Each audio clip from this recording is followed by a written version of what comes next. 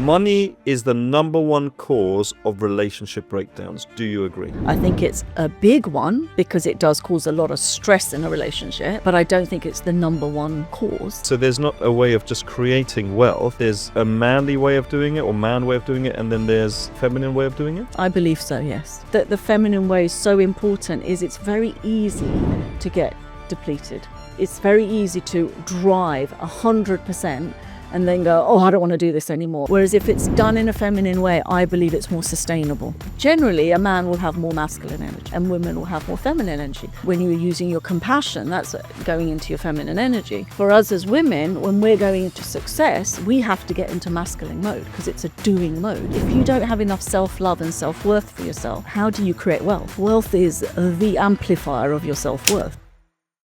I get messages all the time asking me how I went from $100,000 in bad debt to a $13 million portfolio. By watching this show every week, I will share exactly how I did it, how I achieved it, and the lessons that I've learned along the way. So do me a favor and please subscribe to our channel.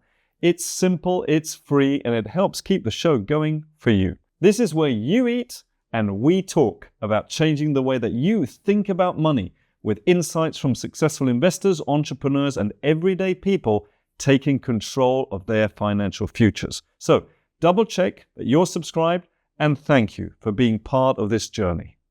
Welcome everybody to this episode of the Lunchtime Investor Show. I'm really excited about this one because this is a very special one here, because we have in the studio the one and only Mudrika. Hello. Hello. First time. Amazing. We're going to be talking about, do you need a partner who thinks like you financially or not? Right? Opposites, etc. and so forth. So remember what this is all about. You eat and we talk. So let's introduce Mudrika. She's obviously co-founder of Investment Mastery, our training business. Also multi-millionaire in your own right.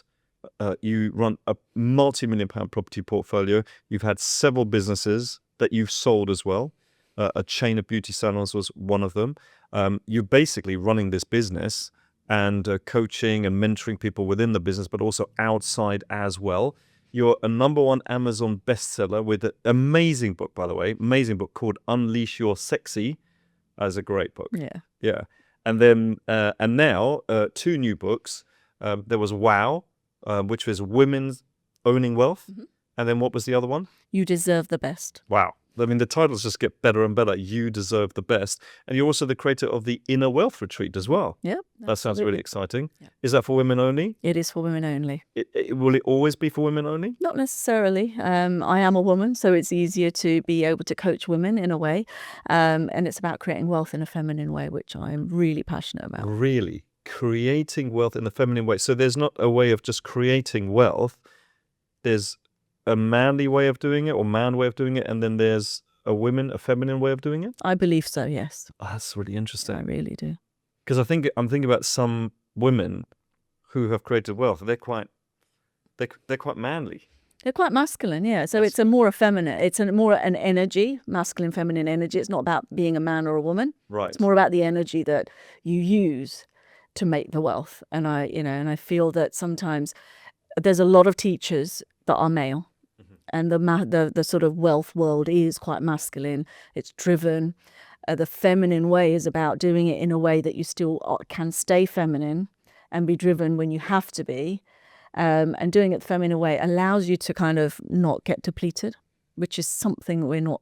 But then the man doesn't want to get depleted either. Or are you saying that women get depleted more than men? Or they can do if they're in masculine drive all the time, because they're not conditioned. Our bodies are different.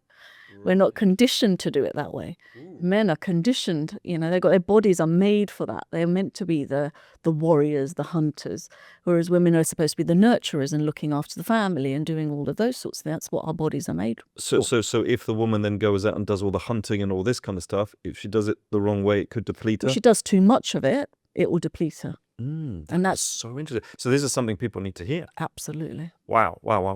Okay, well, let's talk a little bit about that. Look, let's talk about, by the way, we should say, right, we used to be married. We are not anymore, but we're best friends. We see each other all the time. Obviously, we have 2 beautiful kids, my daughters, well, yours as well, our daughters. Ours. Ours, fantastic. and we own the business together and we run it together. Okay, so women owning wealth, building wealth the feminine way. So tell us a little bit more about that. So I go into the book really is about kind of how do you create wealth. Mentioned earlier, feminine way, and I think the reason that the feminine way is so important is it's very easy to get depleted. It's very easy to drive 100% and then go, oh, I don't want to do this anymore. It's just too much work. I don't spend enough time with myself, and therefore I'm going to just quit. Whereas if it's done in a feminine way, I believe it's more sustainable. Okay, so more sustainable. Okay. Amazing. And are there any kind of like tools and things like that people so all women should know about this then? All women should know about this 100%, and it's something that's not taught. It's something that's not explained. It's, you want to learn how to invest in the stock market, do property, do this. It is literally, this is the schedule. You got to follow the schedule. 1, 2, 3, 4, 5, 6, 7, 8, 9, 10. And that is good for men because they can compartmentalize. Yes. They can go, okay, now I'm in business mode. This is all I'm going to think about. Us women don't do that. We don't know how to do that. We put everything in one pot and we stir it around, and we're in absolute freaking overwhelm all the time. So while we might be kind of going, and it's like, oh my God, the child needs some food. Oh my God, got to get home and do the dinner. Oh my God. And then it's like, we laugh about, oh, did I leave the oven on when you're having a business discussion, because we can't compartmentalize in the same way men can. That's why we can multitask better than men can, because we put everything in this pot. And that's why we can remember things that were said about 60,000 years ago. Oh, yes. Because we keep everything in one pot, So in the same way of whether it's creating wealth or success in your life, in anything, you've got to find that right balance between the doing energy and the flowing energy. Women like to flow through things. Ooh, but when you said flow through things, I immediately thought that, but cryptocurrency flow, right? So flow sounds good. Flow is good. Everyone should be in flow. It's just we get so fixated on getting things done. We're so in our head that we're constantly thinking from our head rather than coming from our intuition. Now, women say intuition, men go, ugh, but if men call it a gut feel. So it's the same thing, and I keep going back to the old days. We're still animals, right? If you think about hunting times and when our bodies are made that way, so if we're looking at, flow, women can flow a lot, it's more intuitive to flow. But that sounds great. So because, yeah, flow. So if you are able to how do you get into flow? By being in your heart and body rather than in your head. Right. And do you think men are more in their head? Yes. Okay. And that works for them. And that works for men? Yes. Oh, this is fascinating. Right. Because that's how you're built. I'll keep saying it's built because I don't want to go men and women. I think that we could get into a very difficult conversation if we differentiate it as a man and a woman. It's about the energies. So female energy, masculine energy. And I do think men and women are built differently. Our bodies are built differently. You cannot create a baby. I can. So our bodies are actually built differently. We have different hormones. All of these things allow you guys to be the hunters and for us to be the nurturers. I think nowadays not everyone would agree with that. No, I agree. I agree. But these are my beliefs, my thoughts, right? So, it's like, I agree. Yeah, and also with that, that's how we are physically built. But with that comes the masculine, feminine energy. So generally, a man will have more masculine energy. Generally, okay, I'm generalizing. And women will have more feminine energy. We both need both. You need the feminine energy when you're maybe nurturing your children. When you're with the girls, you'll be nurturing them a little bit more. When you're using your compassion, that's going into your feminine energy. For us as women, when we're going into success, we have to get into masculine mode because it's a doing mode. Feminine mode is flow. So when you're in that masculine mode, you've got to be right. I've got to get into the business like I would do. I'd come into the business and I'm right, I'm in masculine mode. And that's not good for you. It is good for me, but it's not good for me if I do it 24/7. Got it. I keep having to be reminded. Okay, so for doing it too long, too intensely, too long, yes. Then what happens? Then you get depleted of your energy, you get resentful, and And more than anything, you end up not being motivated anymore because you physically cannot do it anymore. And mentally, you're totally overwhelmed. Let's make sure at the end you tell us then, what do women need to do to be in their flow? Absolutely. Okay, that's really important. Yeah. Please don't forget that. But I want to first of all go into the second book, which is You Deserve the Best. Great title. So what's that about? So You Deserve the Best is, as we grow up, most of the time, again, generalizing, we are taught to do things a certain way. We have conditioning and programming from growing up. And typically, self-worth is something that a lot of people struggle with. Right. So it's all about Worthy. my worthiness. Do you know, that is a huge stopper for most people, a huge barrier. Absolutely. Unconsciously, mostly. Yeah. Sometimes consciously. And in writing WOW, which is Women Owning Wealth, when I was really writing it, I was thinking to myself, actually, if you don't have enough self-love and self-worth for yourself, in yourself, how do you create wealth? Wealth is the amplifier of your self-worth. So if you think I'm not good enough. If I'm not good enough, I don't deserve it, am I worthy of it?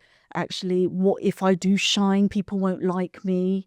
Oh, am I going to lose my friends? Or if I earn more money than my family members, are they going to really love me in the same way? Then it can take it to, if I have too much money, people might not will want money from me. Will they love me for who I am? So how does that manifest itself? Do people stop themselves asking for a raise or going to meetings, millionaires, or I don't know, well, how does that stop people? Well, it stops them subconsciously. They'll sabotage it. You know, they self-sabotage it. They just won't do it. They won't make the time for it. They'll procrastinate on it. And then they'll think, I've got the skill, but I'm not getting there.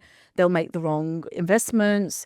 They'll end up just, most of the time, it's that inner voice, which, you know, I actually in the book teach people how to name that inner voice.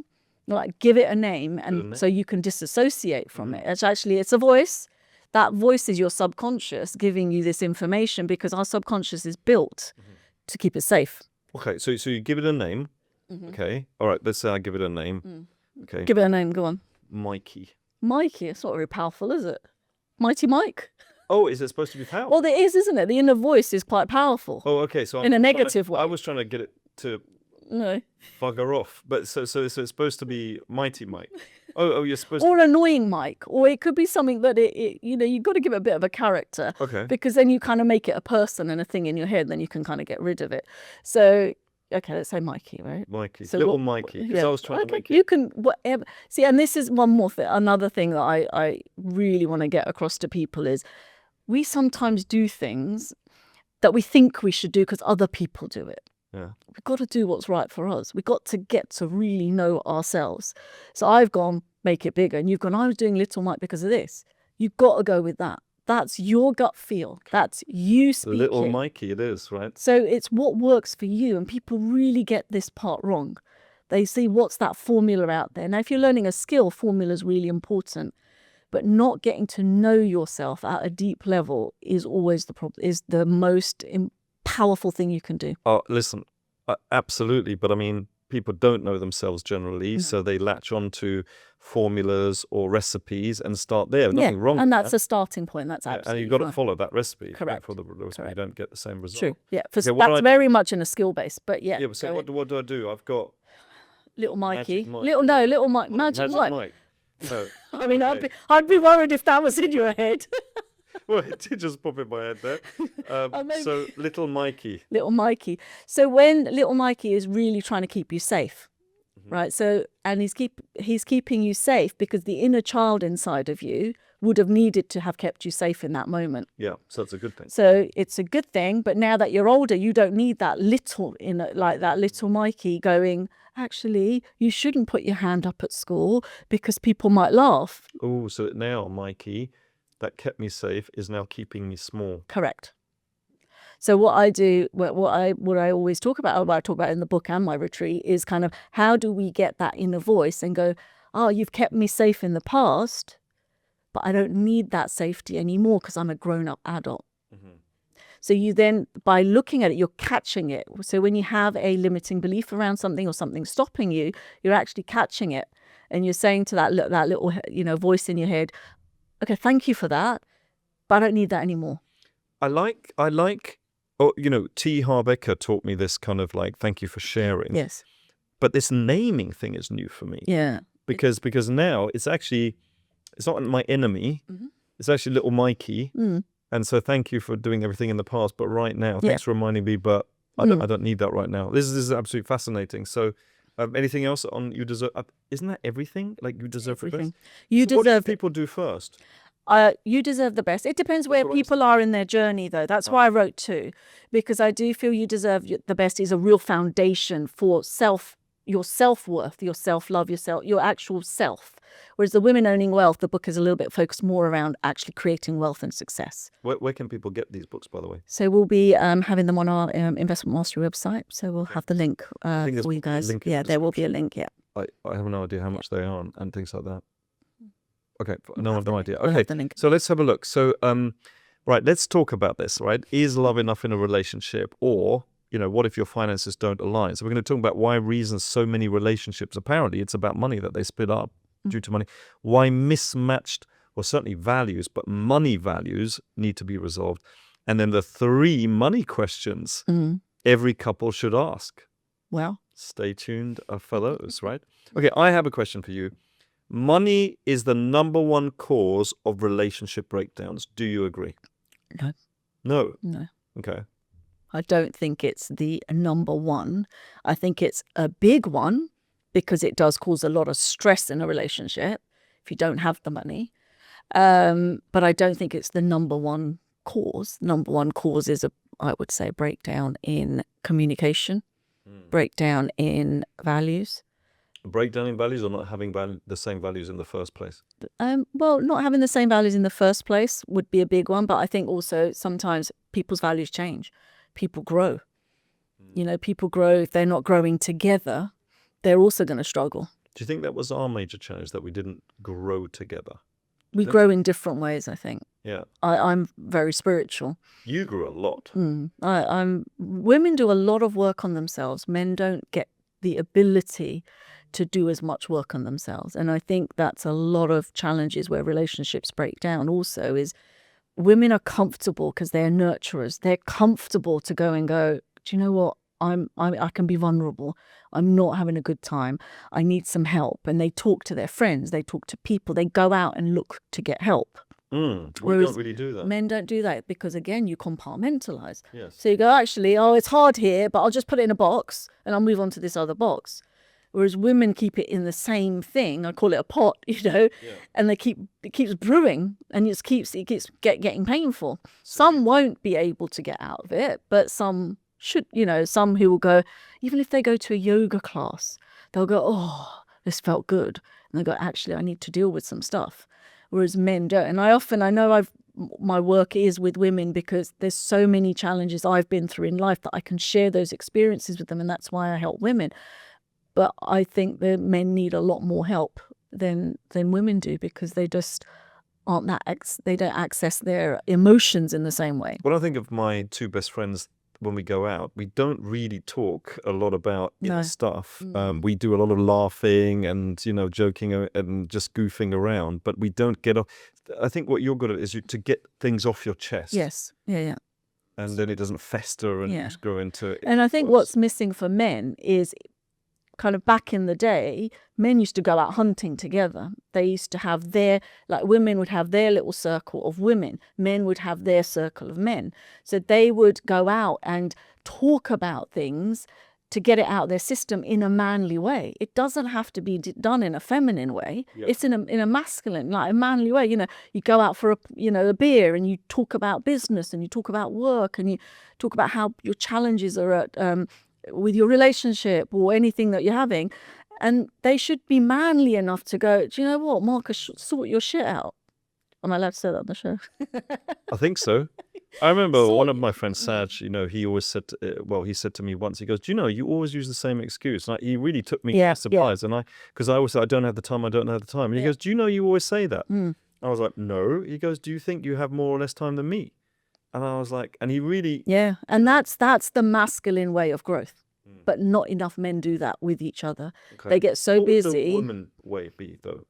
So they'd go down 2 routes. One would be they'll speak to their girlfriends. someone they trust. They'll go, I'm really having this challenge. What do you think? And they get it out of their system.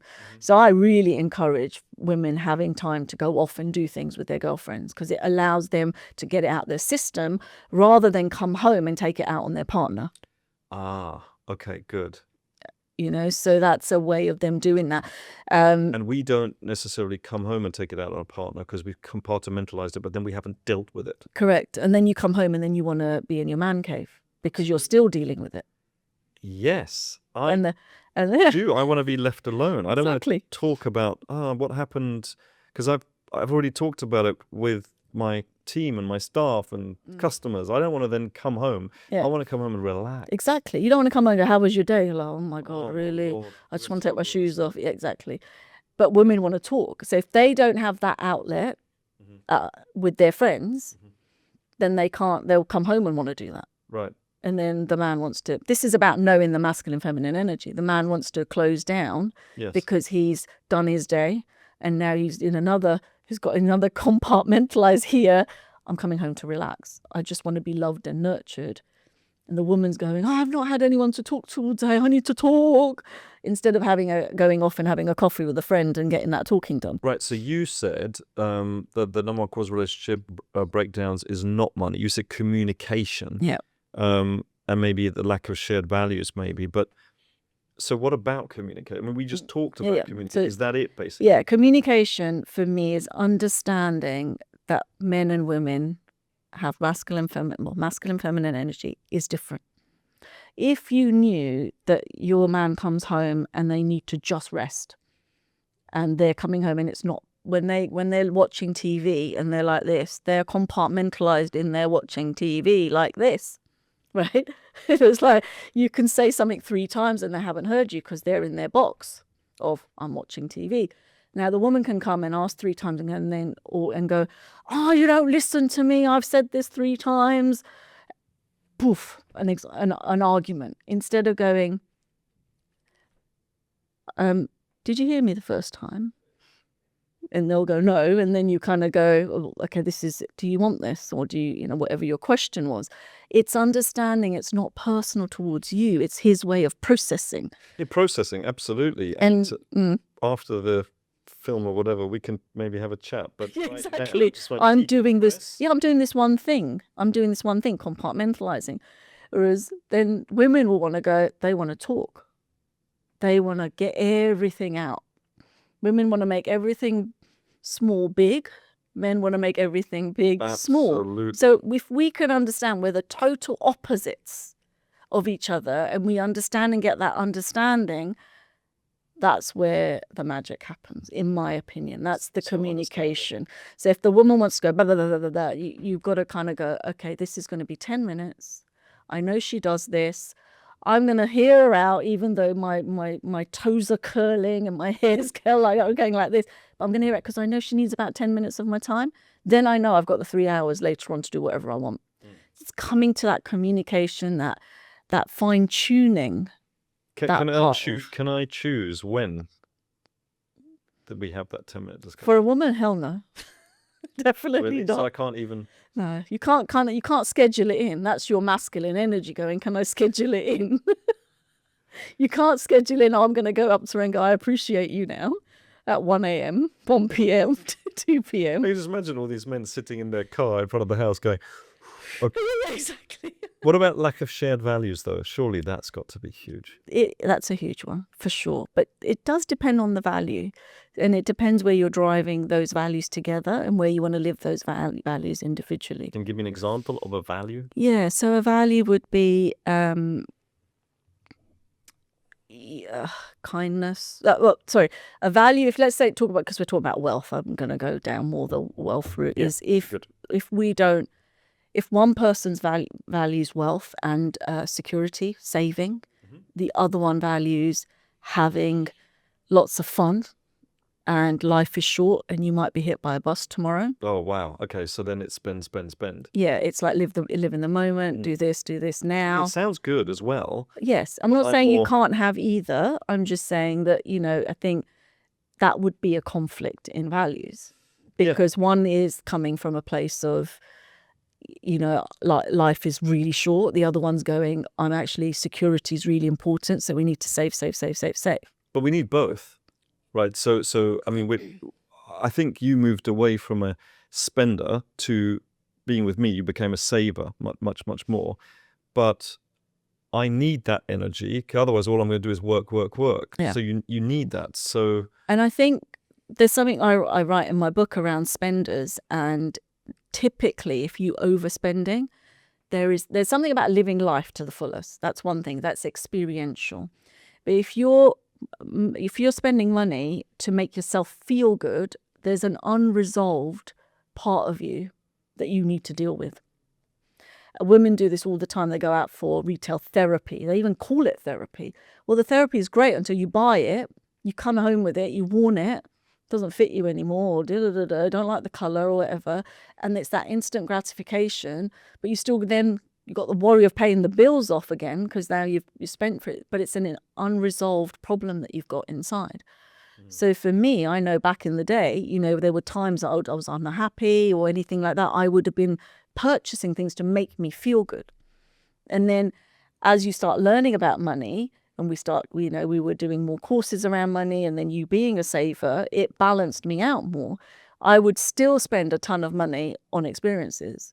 I don't think you didn't crack me on those bits. I'll go, let's go to the Maldives because there's this and the other. But the reason that you wanted to do all those quite extravagant experiential things, and also with the kids, is because your parents died quite young. I mean, your mother died when I was 22. Yeah.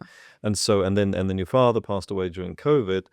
And so you said life is too short. Yeah. Yeah. Yeah. But for me, it's not, when life is too short, it's not the material things. It's the experiences. There's a bit of a distinction, and I think it's important. That's a good distinction, actually. That is a really... Because you're living. When you're experiencing, you're living. You're not trying to hide behind a material item to feel better about yourselves, or, keeping up with the Joneses or anything like that. It's different. Yeah. Yeah. That's more of an internal... Yeah. And it's not doing the experiential stuff. You shouldn't be doing that when you can't afford it either. I never did it when we couldn't afford it. I would save up for it. Everything I have, I would save up for. I never put it on credit. So that's also a different thing. You can have it, but don't do it and get yourself into debt over it. And that's where the money management system that we teach, and we got from T.R. Vicker originally, just adapted it more towards not saving, but investing. And because I think this whole idea of study, work hard, save, you can't do that anymore. It definitely is study, work hard, and then invest. Yeah. I'm going to share this. This is a story of a perfect example of how damaging it can be if there is like a strong financial or no strong financial plan, distrust in a relationship. I don't know whether we can show this, but this is ask anybody here, and this obviously is a man, because he's saying his wife is hiding money for years. So I'm just going to read it out. I just found out my wife has been hiding money from me for years. She always brushed off this old account saying it was empty, but I discovered she's been splitting money off her paycheck into it for at least 5 years. Wow, he's just discovered this. But in a way, it's like, well, it's her paycheck. But okay, we'll come back to that. We've struggled with money. Oh gosh. We've struggled with money over the last few years. So I've had to make sacrifices myself, or while she had extra money on the side. Even with access to our shared accounts and my credit card, she's been stashing away money in secret while still overspending from the accounts I can see. Wow, that seems really unfair. Now I feel betrayed, even though for me it's not even about the money, it's about the fact that she hid it when we're supposed to be building a future together. What should I do? What do you think? Wow, that seems really unfair. It's very unfair, and I think quite common in women. Do you think that I think it's quite common because I know people who do it. And I've never questioned it because it's their values, it's up to them, So they stash money away secretly? I mean, I remember my mum even saying to me that, you should always have a bit of money on the side for yourself. I lost her when I was 22, so it was ages ago. But, she used to always say that. And she'd always have a little stash if she'd go, oh, you can have this if you want to go out and do something. I think it's because one of women's number one value is, their security. Well, their first one is to love and be loved. The feminine energy wants to love and be loved. That's their top value when it comes to feminine energy. Second one is security and stability. So in this case, it looks like this lady, if I was to go into coaching mode, I would be going, she has a real challenge around security. I'm not making excuses, but I'm just thinking, what is the root cause of the problem in this relationship? If she's doing that, what is the reason she's doing that? And for me, it would be she feels insecure. So she feels she has to put something away just in case something happens. And I think if there was something really bad that happened to the couple, she probably would bring it out and go, we should use this. But can I ask then, why is she overspending on the other stuff and his credit card while stashing away? Yeah. So, yeah, it's a good point, really. I guess it's still having that security, isn't it? It's not a rational thing she's doing. It is subconsciously that she's doing. But this also shows that there's mistrust in the relationship. They obviously haven't spoken. Yeah. There's a mistrust in the relationship, and whatever that is, it's difficult to tell what the story is behind it. So what could they have done better beforehand? I mean, what could they have done better and what could they do now from this point on? So what could they have done better? Because it seems to me that they don't really have a plan together. They don't have a plan. They don't communicate. They clearly, there must be something that's going on that she's worried about, that she can't talk to him about. And that would be communication part again. And having a plan, the plan is, what is she saving this money for, and spending it elsewhere? Is it she's scared of spending money because she wants to do things for herself, but he would judge that, he wouldn't be happy about that? That's where we always had separate accounts, right? Mm-hmm. Well, hold on, that's not true. So we had one account together, but you had a percentage of that you could spend for whatever you wanted. Yeah. And I had a percentage, same percentage, by the way, of that, and to spend on whatever I wanted. And I didn't know what you spent yours on, although I seem to remember having a go at you once because you wanted to buy another pair of shoes. I mean, you, honestly, you're a centipede. It's like I wish I was. I could wear them in one go. That'd be amazing. No, I don't, because then they'd wear and then you'd have to buy even more. So women's shoes don't wear. They don't? They don't wear out. Well, they do if you're a centipede. Because we've got so many. Well, so no, but that's a good point. You're right, because, you only wear some of them at any one time. So they last for absolute years. But I remember we were walking along and I just had this visceral reaction to you buying another one. I said, I can't believe that you would buy another pair of shoes when you've got so many. Why do you need another pair of shoes? Do you remember what you said? I do, but I think you should tell the story so it gives you a bit of pain. Well, I mean, without a single second of hesitation, you just turned around and said, yeah, well, at least I don't go to an expensive restaurant like you do and then shit it out the next day. And I was like, first of all, it was quite a violent reaction, because all I was doing was I was just blur. And it was quite a violent reaction on your part. But I thought about it and I thought, oh my goodness, she's right. She's going to have these shoes for the next 15, 20 years because she doesn't wear them very often, right? So they're still going to be there. But for me, I would have eaten this thing, and then, because that was my guilty pleasure, but then the next day it's out. Yeah. And I could not go to an expensive restaurant for at least 6 months because I just thought, she's right. This is the worst experiences, I guess. So I think that's a classic example of values. You attacked my values, and therefore I attacked your values.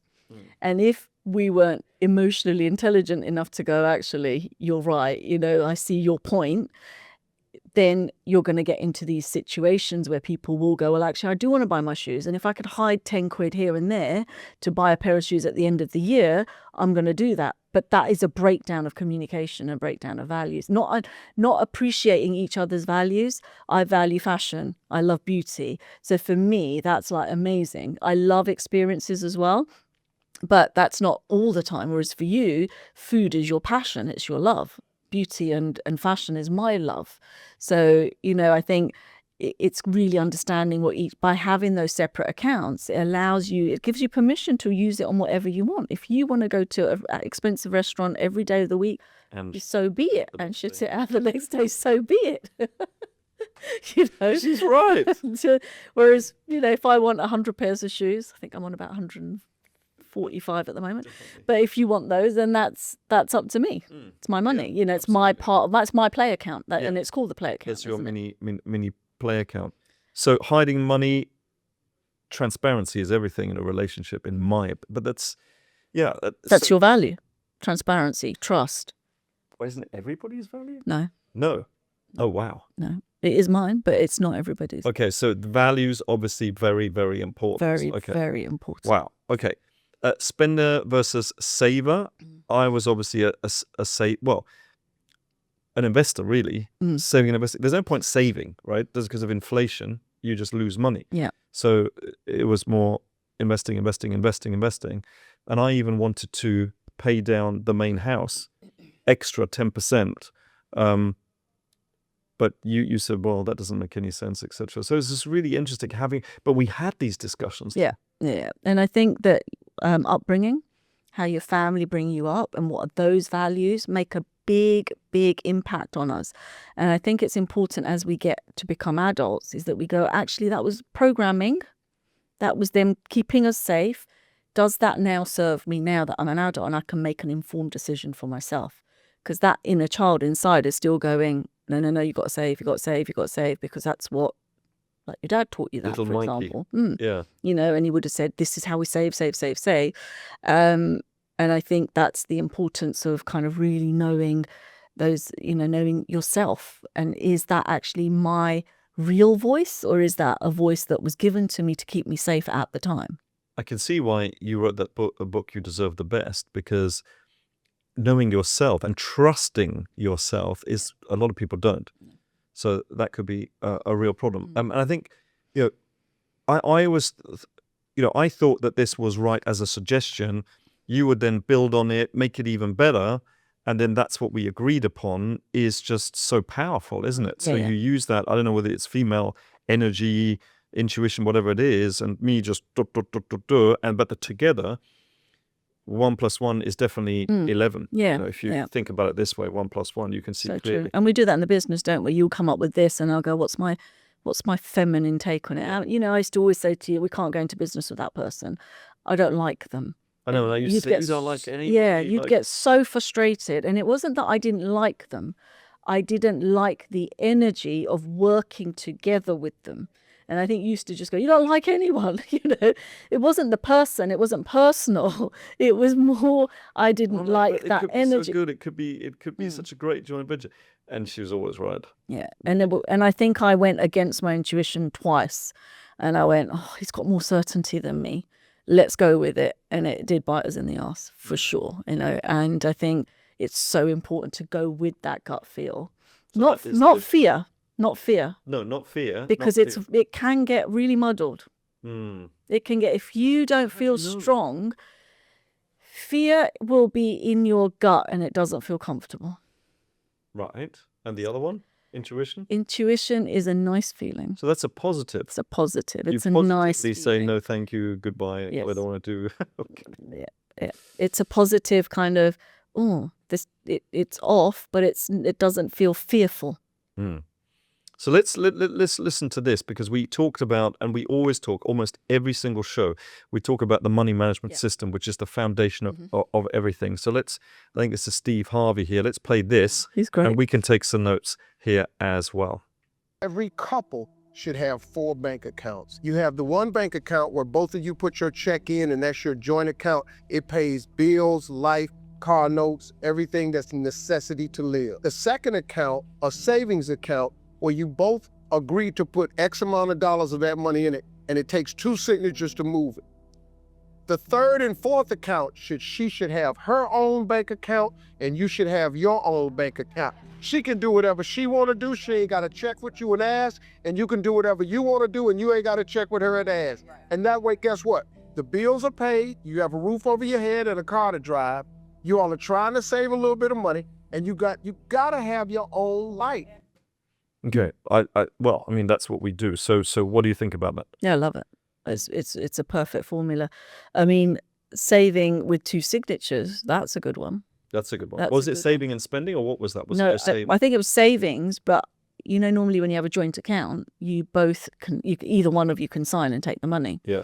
Whereas the savings account is where you're going to build a real nest egg, aren't you? So by having the two signatures, you can, it's more secure, isn't it? So in our money management system, there's 6 accounts. So it's a little bit more advanced, but I think it works better because saving for something like a wedding or this extravagant holiday or a new car is very different to, because what he doesn't have, he's got necessities, but what he doesn't have, he's got spending, 2 separate accounts. I love how everybody, I'm assuming it was women, they were like, yeah, and they were clapping.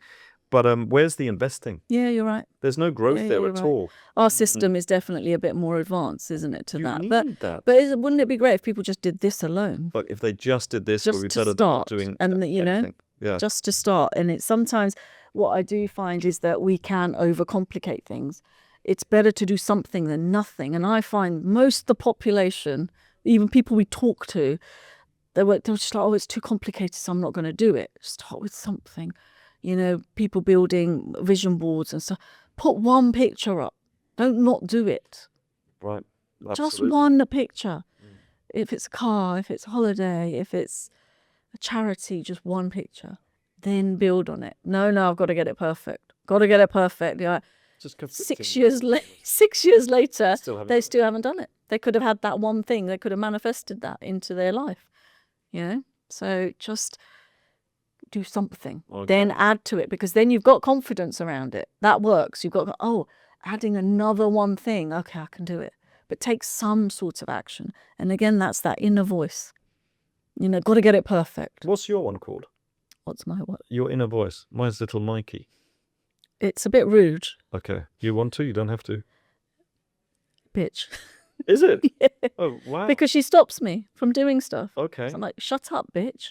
I need to rethink the... No, you've got to do your own. You've got to do your own, because you're doing NLP. You're basically doing NLP. You're going, that's the inner voice. I want to make that inner voice small. So you're doing NLP. You're just doing an NLP technique. Most people won't know that. Okay. So you shouldn't change yours, because that's come from you. So for those people who don't know, NLP, neuro-linguistic Programming, yeah. So it's a form of therapy, right? So what you're doing is making that voice But you're not. small. I'm making mine an annoying bitch. Piss off. Okay. I don't want you. Piss off kindly or just piss off? Well, it's an F off kindly, normally is my word. You know, and it's because I'm actually quite a soft person. I've got a soft mannerism about me, you know, and I'm quite calm, grounded, and doing something like that to me would just, I kind of should go, all right then, and walk away. Whereas I'm like, just piss off, bitch, you know, or something like, it depends what she's doing to me, but I feel I need that aggression, because I need to go, you're no part of me whatsoever.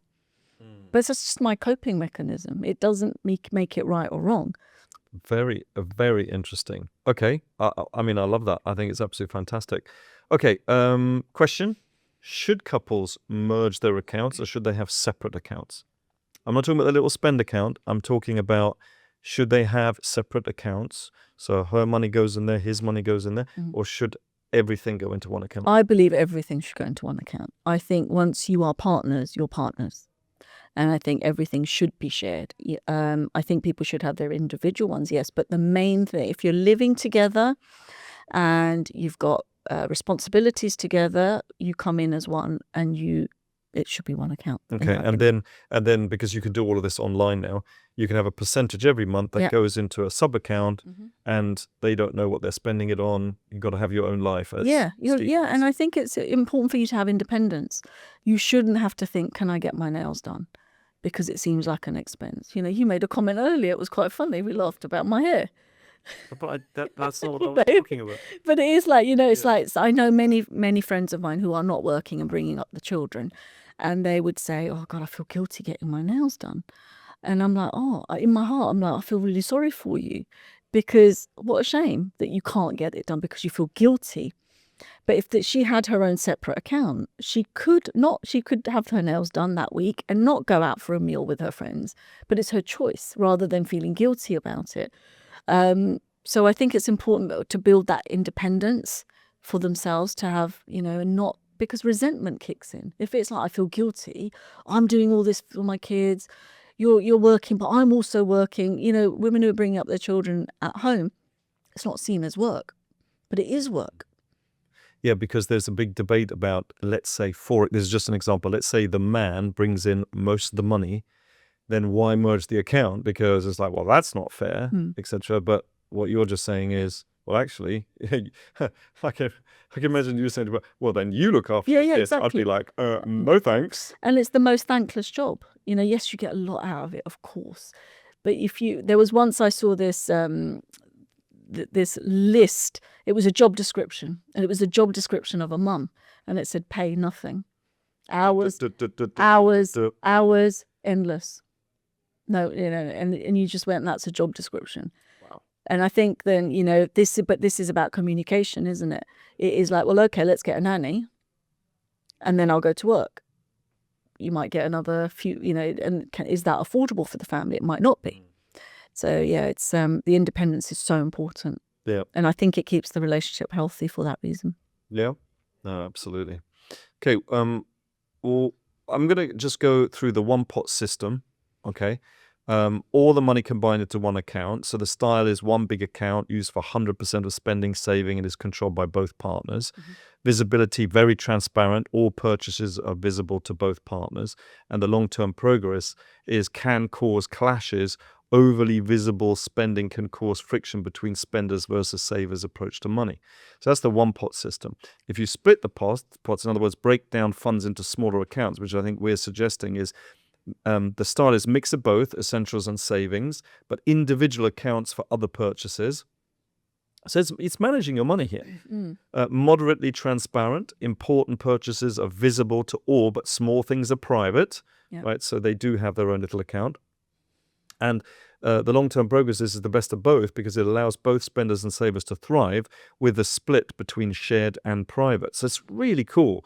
People don't really teach this. Well, Harv does. But and then the third one is independent accounts, no sharing of money between partners, complete independence. Each partner has their own accounts with no sharing between them. Oh, I don't like that, but that's just me, and I don't think you do either. Yeah. Visibility, no transparency, no shared info between partners. And the long-term progress, there's no direction. Lack of visibility makes it hard to work towards long-term goals, especially combined ones. So there's no unity either. It's not. If you're going to have your own, you'll go off and do your own investing and do your own things. You don't really then share and talk about things that are common to you. Yeah. Either, because you're like, well, I'm doing that with my money, so. Yeah, and then if the one person says suddenly, I don't have any more money, what then? Oh, well, I have my account because I've been saving. That's a bit unfair. So it's not about being the same. It's about being transparent, would you say? Informed, working towards the same goals? I think transparent and working towards the same goals. I think that's so key. I think that two people working towards one goal is so much more powerful than not. Equally, if you don't have the same interests, you don't have to work. You don't have to use the same vehicle. You can use separate vehicles like we did. I had a passion for property. My family were in property for ages. Not that I learned anything from there, but it was something I saw is possible. And I'm creative, so I love that. We do, the business together. You do the investing. So if you can do it so that it doesn't have to be you're both doing the same vehicle, you can have separate vehicles. That way you're building different pillars of wealth as well. But it is having that value that you want to build something together. I think that's really important. Yeah, it's magical. I think it's wonderful. Do you think, because you talk about values, do you think that you should ask up front, when you're still dating, questions around money to your partner? And if so, what would those questions be? I don't think you could ask questions, but you can ask about their values. Values. Yeah, Okay, you can, just because you'll get an idea. If they say, I value success, you'll know they're pretty much into wealth. If they say they value But what question family. What do you value? What's important to you in life? What's important to you in life? Yeah, what do you enjoy doing? What do you spend your time doing? Okay, so and from there, try and elicit. Yeah. But can you try and lead them down the money path a little bit? Because you'd want to know, Well, are they you'd- saver, are they a spender? You'd want to do it in a nice diplomatic way, otherwise you might push them away. Okay. It's It's not an interview. No, it's not an interview. It's getting to know the person, I think, and then having conversations around it. Yeah. And just waiting and seeing, I think you will eventually come on. If someone's passionate about something, they're not going to be able to hold back, are they, really? So you don't you don't actually want to ask them what are your financial goals over the next 5 to 10 years? Not a woman, no. If you were wanting to have a conversation like that with a man, you probably could. So should a woman ask a man? No, because then they'll think she's a gold digger. It's so tough out there. You know, I think it's more about, for a man, straightforward questions are great. For a woman, they want to talk. So if you ask them big, like more open-ended questions, you'll probably end up getting. I'm not talking about on the first date, Well, but once you get to know them, maybe a little bit. yeah, if you want to, sure. Yeah. Oh. I'd like to know whether they're a spender or whether they're a saver. Because me being an investor, saver investor, I do want to make sure that they're not, because I'm saving for a reason. I'm investing for a reason, and it's not so that that person can spend all the money. I think it's asking questions, isn't it? Really, you know, it's kind of if they lean towards, oh, can we just walk past Bond Street, please? Can we go to Harrods for a date, please? Can we go to this expensive restaurant for a date? You know, there's questions you can ask. What's your favorite place to go? Yeah. You know, where do you like eating? Where do you like? And if someone says, oh, I love a hearty Italian meal that's a local restaurant that no one knows about, you know it doesn't have to be expensive and lush. You know, but if someone says, oh, I love this little restaurant in the side streets of Knightsbridge, and you've got to wait 6 months to get a booking, and my favorite meal is lobster, then you know that they are a spender because they love that whole vibe. But then they could be in a job that, you know, because of the role that they're in, that it pays maybe 30, 40K a year. So then you know, actually that's not aligned. So it's a nicer way of kind of figuring it out for yourself rather than asking the straightforward question. Yes. Okay. Okay, and then maybe deciding up front, obviously once you get to know them a little bit about, you know, what money is yours, what is mine, what do we share? People don't like having those conversations. Okay. Generally. People. When it comes to money, people don't. Or women? No, people. People. People don't really like having those conversations. You know, I think, but that's because you teach about wealth. It is your passion, you know, and you've seen, yeah, exactly. But not everyone has that. It's quite a scary topic for people to talk about money. You know, they don't want to be judged. Oh my God, what if they got more than me? What if they're going to, you know, what if they think I've got too much? What are they going to think? You know, and I think money is not something people talk about much. And it's often said that don't talk about money in public. Don't share your money goals and things like that. We're the opposite because we teach it. It's definitely a thing. I think that even really rational, smart people, when it comes to money, they start making some very strange decisions. Yeah. And money does cause that because I think it's a real reflection of security. You know, people, if they feel insecure, they will do some random things. And that's that inner voice, that belief system, like keep yourself safe. What do I need to do to survive? Because money is linked a lot to survival. Even if we take security away, it's around survival, isn't it? You know, you need a roof over your head, you need to eat. So that woman who was ferreting away money without her husband knowing, is that her inner bitch? Yeah, that could be two things, could be three things, could be four things, but the two potentially, I'm guessing. Without having talking to somebody you don't know, the one would be the inner bitch going, keep yourself safe, you know, like, you know, although she might have seen things when she was growing up. Maybe her parents didn't have money. Maybe they struggled, and maybe she came from a place where, you know, dad or mom or whoever had an addiction or something. So it's, oh my God, I need to keep safe. How do I keep safe? Or it could be the husband doesn't like her spending money on things that she values. And therefore, said something or did something where she's like, whoa. Yeah, judges it, you know, and it's like, you take the example of my shoes, you know, it's like I was strong enough to go, hold on a minute, but not everyone is. And I create my own money, you know, she might not make as much as he does. And there's that lack of communication there, or you know, and they're not aligned on their values on what they spend their money on. So she's feeling that she has to do that. I mean, I'm just guessing those two things as main things, but there could be a number of things going on. Comes back to your point about communication. I know that's a broad thing, but they really need to have a chat, which I think they are about to. Yeah, but it will come from a place of anger. They should have had it before. Yeah. Because now, Key learning. yeah, So because have it before as much as you possibly can. and as Don't- uncomfortable as it is, you've Mm. got to Oh, just it's a have lot it. more uncomfortable now. Exactly, and it might destroy the relationship. Yeah. Okay, so I was hoping we could come back maybe to the books, but we're slightly running out of time. So if people do want the book, I think there's a really good offer in the description below. But final thoughts, you don't need to think identically, but you do need clarity and respect. Yeah, and communication, Communication. values. Those are mine.